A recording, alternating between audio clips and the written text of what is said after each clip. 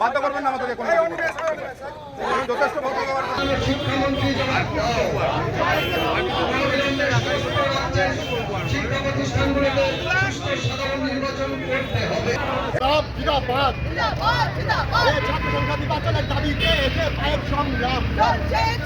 গতকাল গৌরবঙ্গ বিশ্ববিদ্যালয় এসএফআই কর্মীদের উপর সরকার জবাব দাও। গতকাল গৌরবঙ্গ বিশ্ববিদ্যালয় এসএফআই কর্মীদের উপর আক্রমণ হলো, কেন তৃণমূল সরকার জবাব দাও।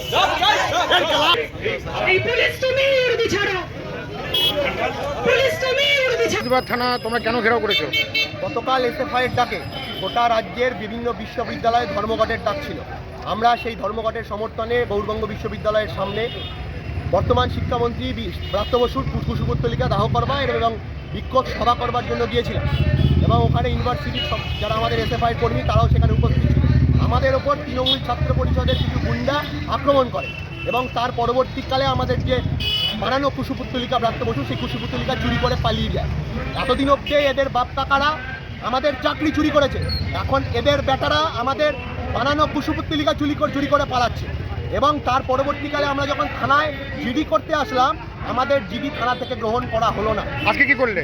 আজকে আমরা বিক্ষোভ মিছিল এবং থানা ঘেরাও কর্মসূচি ছিল, সেই প্রতিবাদে আমাদের মিছিল সম্পূর্ণ হলো এবং বক্তব্য সভা ছিল। বলছি থানা তো মেন গেট বন্ধ করে দেওয়া হয়েছে। হ্যাঁ, ওরা মনে করে যে আমরা অগণতান্ত্রিক পদ্ধতিতে এসে আমরা থানা ঘেরাও করব, কিন্তু আমরা গণতন্ত্র মেনে কাজ করি। আমরা গণতান্ত্রিক পদ্ধতিতে শিক্ষামন্ত্রীর মতো ক্যাম্পাসে গিয়ে ছাত্রর মাথার ওপর দিয়ে গাড়ি চালাই।